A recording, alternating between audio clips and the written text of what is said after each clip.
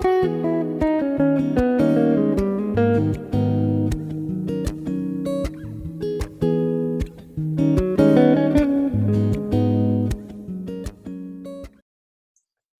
I ladies am. and gentlemen, welcome to another installment of Fireside Chats. And boy, we have a treat today. We have Sammy Kestenholtz, or better known as Sammy K, joining us today. And he was in the 90s, and he wants to tell us all about his time in the Air Force and then his time after the Air Force.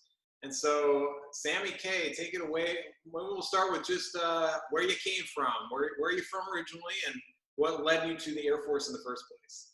Well, absolutely. And first of all, thank you for the honor of being on your program.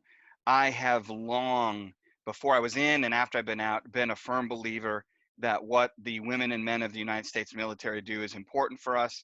We have a lot of quality human beings that have chosen to serve in this capacity, even those who aren't lucky enough to be bandsmen in the United States Air Force, which is the best military gig there is. But big love to everybody else. I have a lot of friends out there that might watch that are all current and former military, and I just want everybody to know we're thinking about you. We appreciate you, and what you do is vital in all the roles, from the smallest to the largest. Every single thing works as a system, and we're all important.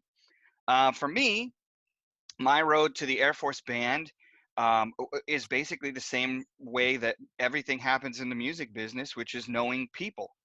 And I was the music director of a show in northern Michigan, and I was nearing a spot in my life where I was getting really tired and frustrated of being a student musician. I wanted to be a musician, and I wanted to be out working. I was doing the dance with my family, but they wanted to make sure I finished my degree and all these other things, and I really wanted to be out working and playing. So Tim Steep, who was in the Band of Flight at the time on trumpet, and also he can play low brass, very talented individual. He heard that they needed a new drummer, and they needed a new drummer to do some very specific things. And the very specific things that Colonel Shelton, who was our commander at the time, was looking for was someone who could play drum set with the concert band during his pops and his shows, and they would do pieces of opera and pieces of Broadway things. He really liked to put on some entertainment, something that was entertaining for people to come. We would still play the marches and do the military things, but he loved to give the audience a well-rounded evening. And he had had some frustrations of not having a drum set player who understood how to keep a large ensemble straight down the middle. And he was having trouble with the time lagging. And he was very clear that if any drummer that was going to be hired, the next guy had to be able to come in and do that. And then I was told if I had any functionality other than that in the concert band, I would be welcomed and loved. And if I had marching experience, which I did, would be great. And hey, by the way, if he can play other kinds of drum set, that would be a bonus too. So Jay Copel, who was in at the time and was the section leader for the percussion section, was on the team that was tasked for finding the new guy. And Tim told Jay. So again, it's just personal relationships. Jay got a hold of me. I was way up in northern lower peninsula of Michigan, and Jay happened to be coming over to Interlaken to interview and audition a few other bandsmen. So we met. I drove out and did an audition for Jay and his team, and then it was a couple weeks, I think, maybe. I mean, only like one or two. They were in a hurry. Colonel Shelton knew he had a season coming up and he needed somebody in, and I got the call and they wanted me to come in, and then I had to do what everybody does, which is pass the background check and pass the physical, and then I took the ASVAB and I did all those things. Went to San Antonio, shaved my head, ran around for 6 weeks, and then showed up in Dayton, ready to go with the Band of Flight. So that's kind of how it began, just personal relationships.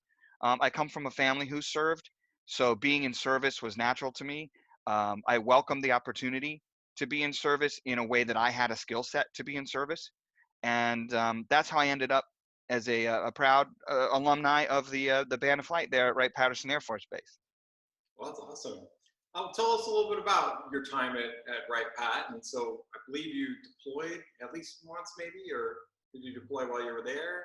We did not deploy in the sense of going to a foreign theater. Yeah. I did receive the anthrax shots and some of the other goodies. We were supposed to go to Brazil, and that did not happen. The thing that we did during my time, I think, that was unique, which would have been probably a deployment under any other circumstances, was the negotiations for the Bosnian peace accords. I'm not sure how many people know that Wright-Patterson Air Force Base was the hub of those negotiations. All of the major players were brought to Wright-Patterson. They were put in the Hope Hotel. They put concrete barriers around the first 2 floors of the Hope Hotel so you couldn't see in or out. Wow. They added a serpentine concrete course to drive a vehicle onto the base so no one could ram the gate or get in and do anything over there. And the band I was in at the time, Systems Go, was tasked by the 4-star general, General Babbitt, to be the official entertainment of the Bosnian peace negotiations. So we played for them probably, oh man, I think we played for them probably 10 days straight. We would come and play at lunch and do cocktail music, and then we would come at dinner and do not really top 40. We were doing a lot of Motown and 60s, trying to do things of the age of the people who were in the room. Most of the people from the other countries were of an age where they wanted to hear things like Steppenwolf and Hendrix, a little AC/DC. So we were doing things like that because that was the era of the people who were there. And we performed for them. And I like to think that having to listen to me play drums 10 nights in a row had something to do with them signing in a hurry, because the accord was signed very quickly once they got them in that room. And, having to listen to the same drummer every night probably helped some of those cats, get to a spot to sign. And then the unique thing is when it was over, their big reward was they took everybody to see Reba McEntire, who was playing locally, and they put him way up in one of the VIP suites where they weren't down with everybody, and it wasn't really advertised. But all those guys that did that, when it was over, they said, "Okay, everybody did a great job." They took them to see Reba. So it kind of fun behind the scenes stuff, but that's part of the negotiation, and that was part of that treaty. And General Babbitt had really kind of adopted Systems Go as his official musical group, and we went to a lot of business meetings and a lot of military meetings. We played a tattoo. We did a lot of stuff bands don't do because General Babbitt loved the Systems Go. He was the former drummer of the Ventures, the surf rock and roll band. So he eventually became my drum set student, which is a whole nother set of stories. But that's kind of basically what we did. We did a lot of recruitment. We did a lot of supporting the general.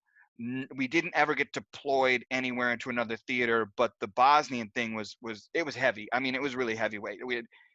I talk about it in a fun manner, but you knew it was heavy. You knew it was deep when you were doing it. But we were there to bring joy. That's what we were there for. We were there to support the general, support the negotiations, and bring some joy to these guys that are sitting in these rooms all day long arguing over stuff they've been fighting about for 100 years. And it's important. I mean, people don't know sometimes military bands serve purposes you wouldn't think of. And I think there's a good example of something our band was able to do to be helpful. And whether we annoyed them or they enjoyed it, it doesn't matter. They got it done. They got the deal done. Yeah, I've spoken to some other people about that general concept, and it almost seems like it's a great way to lower the temperature in the room a little bit in all sorts of situations, whether it be protests or these types of negotiations. And it humanizes the situation for everybody. Yeah. When you get a general from a foreign country who's challenged in English, who wants to hear a certain song, and he finally gets the nerve. Now this is somebody commanding hundreds of thousands of troops. He probably has nukes. And for him to walk to the bandstand to ask for a song is nerve-wracking for him. But you get a moment to relate to somebody as a human being away from, the heaviness of because that was a heavy negotiation. There was a lot of really deep-seated, heavy issues, personal issues with that. That had gotten really personal between those countries. And I was glad, that we were there, and it's something I'll never forget. I'll never forget being in that room. I'll never forget us looking at each other before we went out as Systems Go and saying, all right, here we go. What's this going to be? Systems Go back then, a lot of the time when we performed, we did not wear uniforms. There was a belief at the time, and supported by General Babbitt, that the uniform could be a barrier to relating to certain people, that they see a uniform and they shut down. So Systems Go, by and large, for most of my career, we performed in not civilian clothes, because they were clothes that we purchased uh, and were approved and done through the Air Force. I didn't just show up in my own clothes, but we didn't go uniform a lot. Yeah. Well, talking about kind of humanizing things and all that, it sounds like I know we've spoken before. You have a unique story and relationship with a 4-star general. So I do. It's really interesting. When I was, let's see, it was it was after Colonel Shelton departed, so probably within my first 18 months of being there, General Babbitt was brought in, yeah, and 4-star general, and at the time he only had one boss, and that was the person on the Joint Chiefs of Staff. yeah, He had risen all the way to the top. He was a fighter jock. He was successful. He had brought down many enemy combatants and been promoted, and he had reached the pinnacle of the Air Force as a 4-star. Now, the trick being, originally he was the drummer for the Ventures. He's from the Pacific Northwest, and he was the young guy of the group. And so the band was starting to get some popularity, and he was starting to get hassled in some of the places they were playing for being too young. yeah. And the band was having some issues that the drummer was underage in some of the places they were playing. So General Babbitt saw me play, and he sent his executive officer to speak to me, who was a full bird colonel.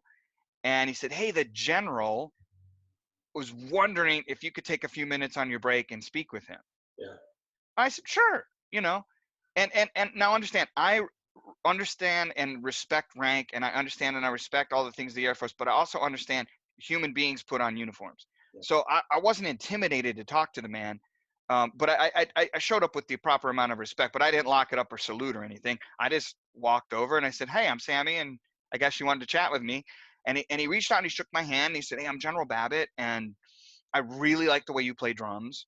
And I used to be a drummer, and I really want to start playing drums again. And I said, okay, well, great. Well, what do you want to do? And he said, well, would you be interested at all in giving me lessons? Would you work with me? I said, sure. Well, how do you want to do it? And he says, well, I think you should just come over to quarters 1, and because I have, I'm going to get some drums, and I'll put them in the basement and we'll just play. And I said, sure, and then I helped him pick out a set of really nice Yamahas, and he bought those. And I showed up to his house the very first time. He met me at the door, just in regular clothes. And he said, from the moment you step into my house, my name is George. There's no stars. There's no stripes. We're 2 drummers, and we're just going to hang out, and it's fine. And leave the Air Force stuff on the other side of the front door. I was like, perfect. So we go down and we play, and I'm working with him. And then when we came up, his wife had made us lunch. So, it's kind of cute. It was kind of like the general's having a play date. And so we had lunch together, and everything was good. And then he asked if there should be some adult beverages involved, and I said there should.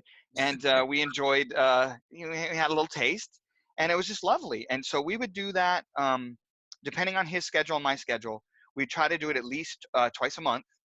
That I'd go over to quarters 1, and we would get together and work on some stuff. And then the 50th anniversary of the Air Force coincided with the 50th anniversary of the Ventures.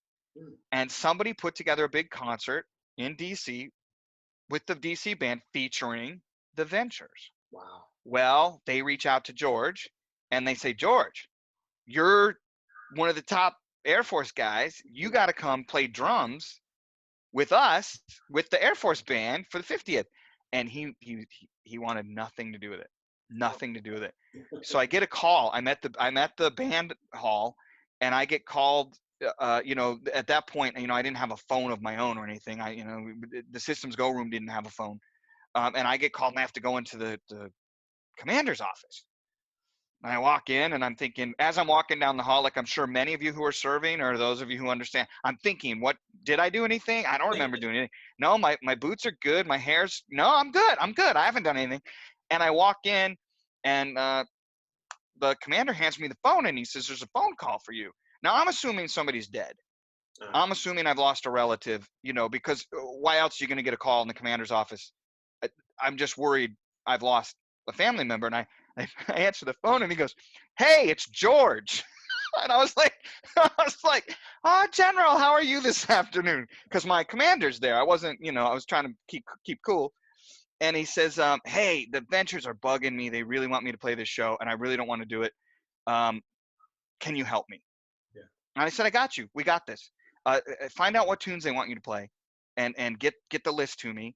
And I'll just teach you the songs. So we spent, I'm going to tell you, a minimum of 2 months drilling, shedding, getting it in him. I wanted him to own it. I didn't want him to be nervous.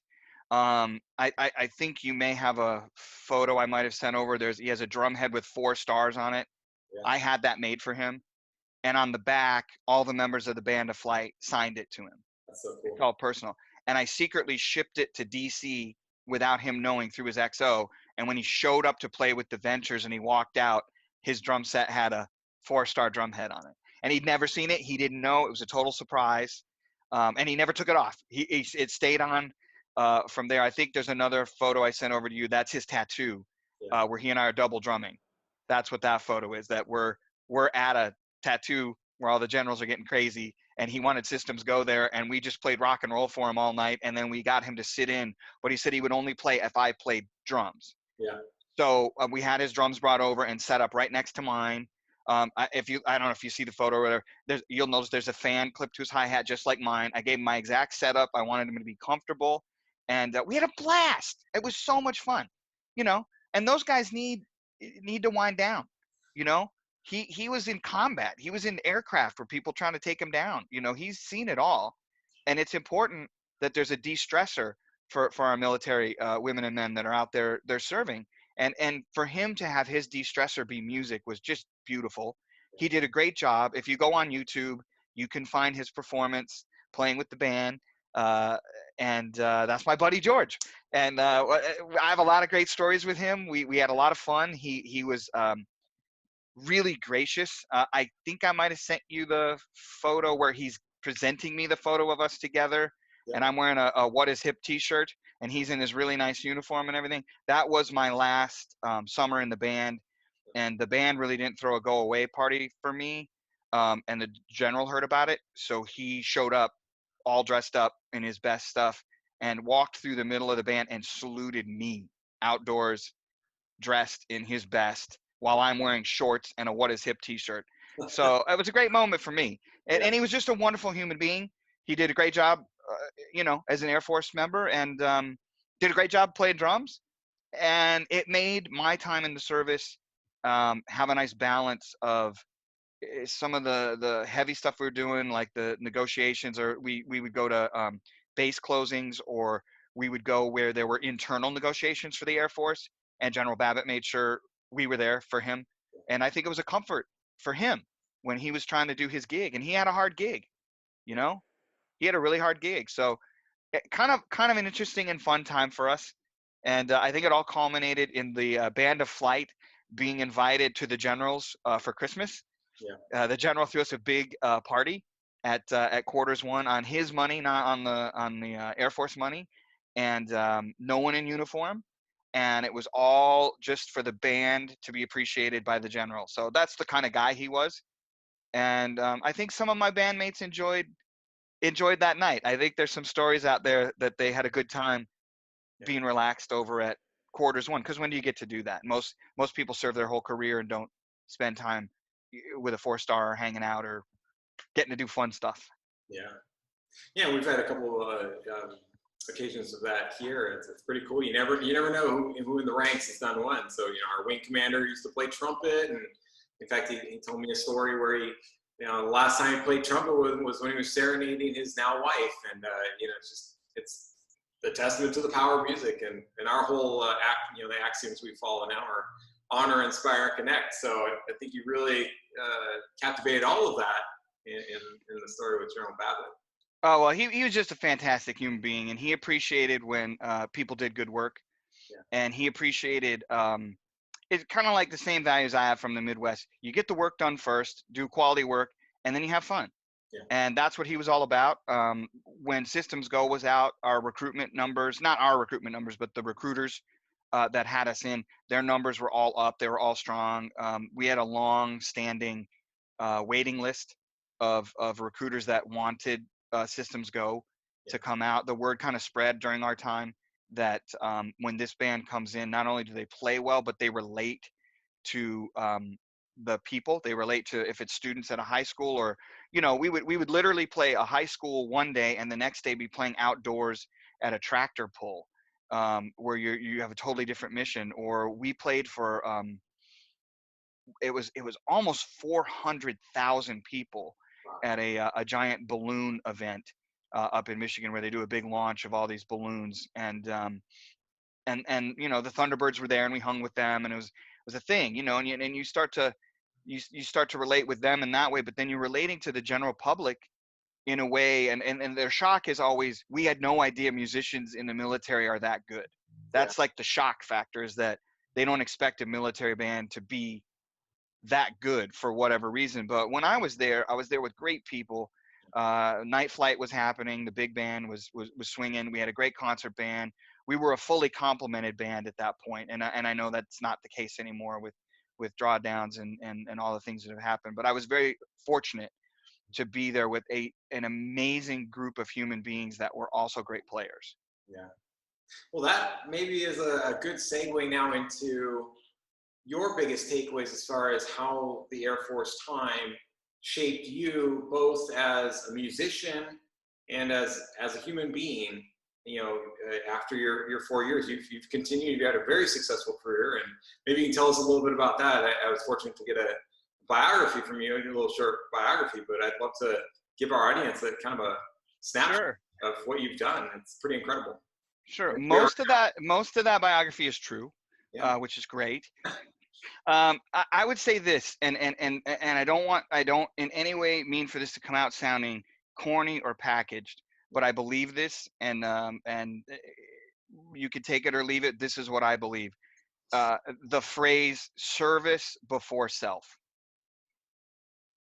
That speaks to what it is to be a military member. Now, that doesn't have to be limited to the military, but when you're in the military, service before self is the touchstone of how you judge your behavior. That's it. Is what you're doing right now, is it serving? Is it helping somebody else? Is it helping the organization? Is it helping a fellow airman? Is it helping somebody in the community? Just look at what you're doing and see, is it of service to someone? Very important. And I had a heart for that before I got there, so it was easy for me to fully embrace and adapt to that point of view.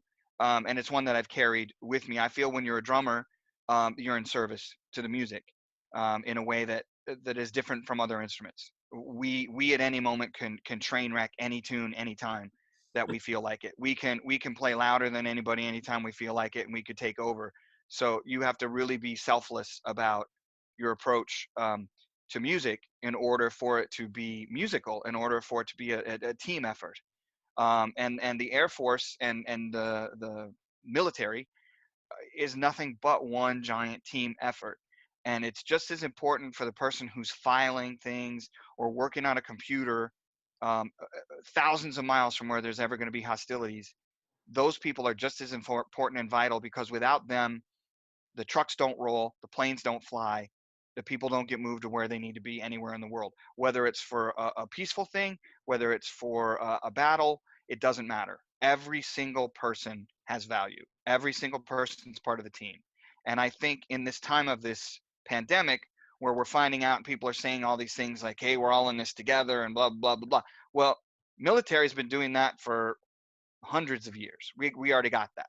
So I think that it's very important that anyone who has a heart and would like to be of service beyond themselves might consider serving if there's something within the military discipline that they have a gifting for, especially.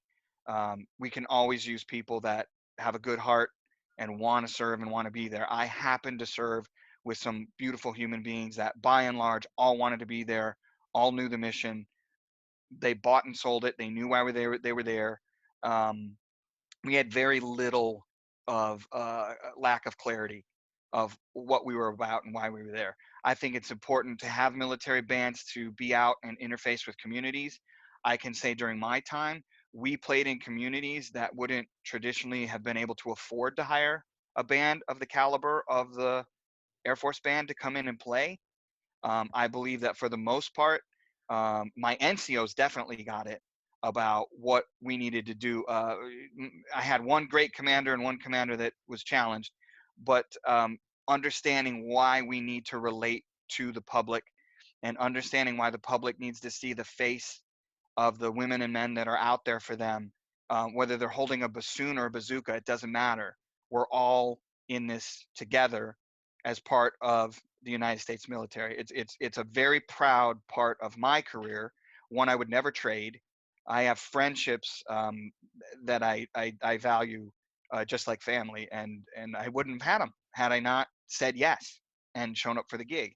Um, since the Air Force, I moved to Los Angeles, California, where I live and formerly worked. Hopefully that'll come back for all of us soon. But I've been very, very fortunate, very blessed to make my living playing music. I started my first band when I was 12, and I've never looked back. I was able to pay for college in cash by playing drums. I never took out student loans or did any of that stuff. I just paid cash for it working. Along the way, I worked at Cedar Point, which is close by for you there in Ohio, and I did some cruise ships. I worked for the Walt Disney Company as a member of the All-American College Band, and that part has kind of come full circle. I'm a musician at Disneyland, and I will say one of the most memorable things that's happened to me in my 6 years there is somebody found out I was a veteran, and they invited me to come one day to the flag retreat and represent the Air Force. So that was big for me to be representing something I'm proud of at Disney, because I'm a total Disney head. That was pretty great. That was a pretty great moment. So I live here in California. I play drums. I'm an educator. I teach right there in Dayton, actually. At the Jazz Labs jazz camp that's held at UD. Obviously, this year we're on hiatus, but we should return stronger and better in 2021. I also teach at a fabulous camp in Atlanta, Georgia, called Joe's Jazz Camp with Joe Granston and my man Lee Watts, who is a local product from right there in the Dayton area. And then I teach one more camp over at Ball State University, and I work for Mark Buselli, who's a fantastic jazz trumpeter, arranger, teacher, mentor. He's a general all-around killer dude. And the nice continuing thread is that Dr. Scott Belk, who I met in the Air Force Band of Flight, teaches alongside of me there in Dayton and on Mark's camp. So just being able to have that lifelong friendship with somebody has been amazing. And I guess this would be a great moment to quickly, if I could, thank Dr. Belk for suggesting me to you and you to me. So if people don't like this interview, his name is Scott Belk. He runs the Department of Jazz over at Cincinnati Conservatory. I'm sure you can find him. He's on Facebook, and he wrote some book about slurring your face or something. But you could find him if you don't like the interview, and just send him some mail. It'll be fine. He'll get over it. I love it. I know, you know what I really like about that is, you know, it captivates the whole Airman for Life concept. And so both yourself and Dr. Scott Bell did 4 years. Doctor, Doctor, that's right, Doctor, the czar, doctor. the czar. You know, you did 4 years, he did 4 years, some people do 20 years, no matter how long you serve, you're a veteran for life, you're an airman for life, and you continue to show that value, the value of the military men and women through all the work you're doing now still. And that's such a great thing. And you know, Felita LaRock had very similar stories to share, and you might have seen her interview yet or not, but you know, for example, the Dayton Strong initiative that she did after the tornadoes hit Dayton, and you know, I just think that's such an incredible thing, and I really am glad that you touched upon that.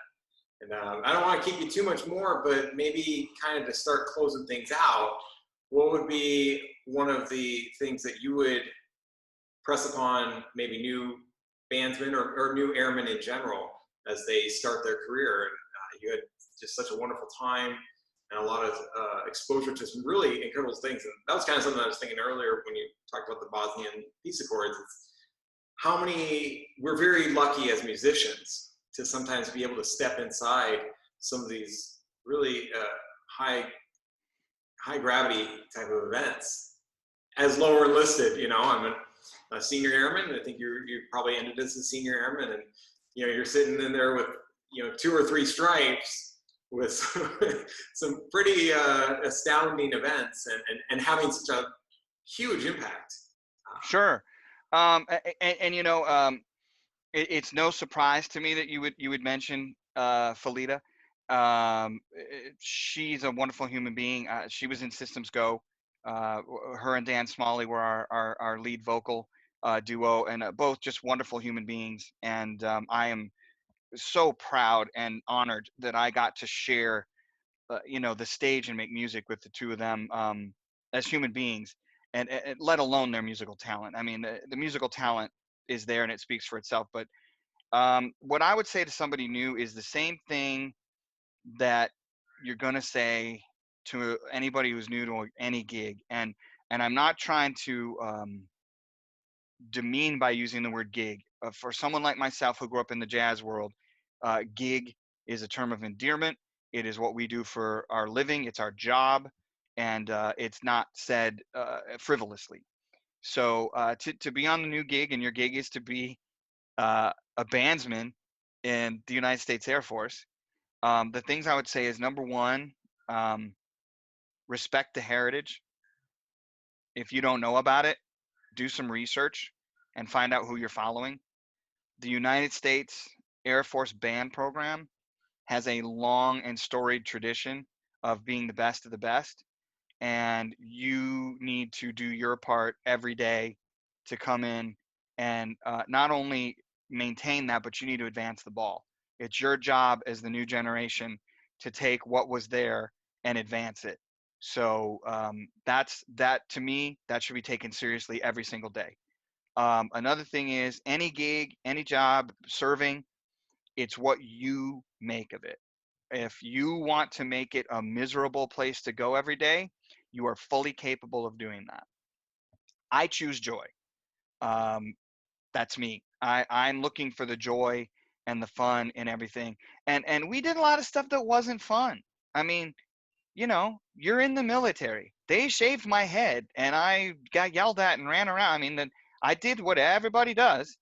Um, but I tried to find even the joy in that. You know, you got to look for, I think it's a choice. I think it's a choice to look for joy. I think you can look for joy. I think you can look for frustration, and you can find either one if that's what you're searching for. So I would say, you know, find your joy in the gig. If your joy happens to be the performance part of the gig, then when you're doing the admin stuff or you're doing the stuff that is not as joyful, just remember that it's to build to the joyful part. And then again, I would say service before self. I mean, just what can you do to leave the band hall better today than it was yesterday? What can you do to help one of your bandsmen? Maybe it's somebody you don't even like. Doesn't matter. Reach out. Be cool. Just try to connect as humans. The job is a job that comes with a lot of joy and fun in performing and connecting with people, and it comes with a lot of tediousness that most people who are not in the military have no idea what I'm talking about. But we're talking right now to new military members, and there's tedium, and it's there and it's real.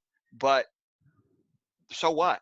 Every gig has challenges, and every gig has rewards and joy. So what I would really say is those three things. Just think about where it's coming from, service before self, and choose to find the joy in the gig rather than allowing your mindset and the conditions of the gig to erode your personality and your joy. No one can take your joy without your permission. That's just kind of something I live by. I love it. Very sound advice. Well, that was probably the best way to end this interview. That's, like I said, couldn't sum it up any better. So, those that are watching it, myself, I'm new, and that's just such great things to keep in mind, that I'm so thankful to have this job. And, you have ups and downs, but keeping your eyes on the prize, why we exist, our true value. And I've noticed that I don't come from a military background, but I've really come to the senses of, my 3 years now in, what a joy it is to play for veterans, and seeing how impactful what we do is for them. That whole, like you said, get to know the heritage, and so being able to tell their story in an impactful way. Absolutely. We did a lot with Vietnam era veterans during my time because Systems Go was able to, with the breadth of talent we had at the time in that band, which I guess really quickly, Felita singing at the time, Felita Rowe, now Felita Laroga, Dan Smalley singing, playing some acoustic guitar, Dave Stone on electric guitar, Dave Hayworth, our NCO keyboardist, Vinny DeMole Marshall, still local there in Ohio, one of the most wonderful bassists a drummer can ever play with, and an even better human being, and myself on drums and vocals. And we could tailor our music. So we did a lot of things for the Vietnam era vets, and our country did them a disservice. And I think that the bands and the military in general have really been trying to try. You can't make it right, but we can at least let them all know they matter. Yeah. And we connected. Playing Born to Be Wild loudly for those guys connected in a way that meant something to them. Doesn't matter if we liked playing it. Doesn't matter if we think it's a good song. That's not the point. Service before self. Yeah. And I'm glad you mentioned that. I still stand up when they play the Air Force song if I'm somewhere. I occasionally, to recharge the batteries, will go down to the flag retreat ceremony at Disneyland, and I'll walk up for the Air Force song. I think it's great because we got the only one that swings. Yeah. We got the best one because it just grooves. It swings. You can shuffle it. You can play Afro-Cuban. We got the best one. And so I know you'll get mail. It's okay. But I mean, I was always so proud of that. The mail's going to Dr. Scott Belk. So that's that'd be Dr. Scott Belk, Cincinnati Conservatory of Music, Cincinnati, Ohio. It just the Air Force, to be able to play that one, and what do we play 1,000 times or whatever? It grooved. I looked forward to it every time. Every time we did the service medley, I looked forward to, okay, we're going to groove now, because that has that great pocket. Even at basic training, it was great hearing that every morning to get my morning started with a pocket. So let's just keep serving. I thank you for this opportunity. I am very proud to have been a member of the United States military. My family has other members that served, and it was nice to continue that legacy of service for my own family. And I served with the skills that I had available. I'm probably not the guy you want to put on the front line, but I did what I could do, and I'm proud of what I did. And I want to thank you and all the members of the current Band of Flight, which is near and dear to my heart, and of course, by extension, all military bandsmen of all shapes, sizes, all services, even the Coast Guard, and let you know that people like me appreciate you, and I appreciate this opportunity to articulate some things, and maybe somebody watching this will want to serve, or maybe somebody who has served. If no one's thanked you, thank you. Wonderful. Well, thank you again. Thank you. And like you said, thank you for all those men and women that have served and are serving. And it's been a wonderful interview with Sammy Kestenholtz, who is taking time out of his day in sunny LA to join us. And perfect here as always. That's right. Well, take care, and look forward to speaking with you again. I hope yes, sir. Thank you. If there's anything I can do in the future to be of help, please do not hesitate to reach out.